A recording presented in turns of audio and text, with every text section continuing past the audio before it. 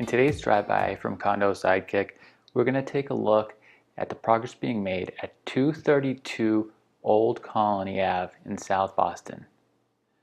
When we last saw this condo development back in July, the exterior framing had been done and the siding was just starting to be installed. Well, now that it's September, all the siding is installed and you can really see the architectural styling of this building. So units are currently for sale. So let's go take a look. You were looking at the progress being made at 232 Old Colony Ave on September 20th, 2018. First, let's talk about the location. Up Dorchester Street in that direction, you'll get into the heart of South Boston.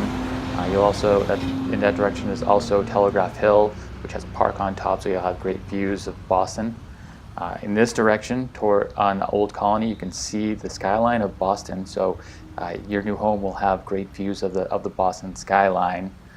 And right behind us is a short walk to the Andrew Square T station. So you can take the red line to get anywhere you need to from your 232 Old Colony home. But 232 Old Colony Ave will be a 24-unit condo building. It'll have parking for the residents, and it's a 6-story building, which is almost complete. If you saw the July video from Condo Sidekick, you will have noticed that the siding, the exterior framing was being done, and some of the siding was just getting installed. And now you can see that most of the siding has been installed, so you can really see how this building looks within the neighborhood. Looks really nice, and they're just finishing up the interior, and you can see there's still some exterior work to be done too.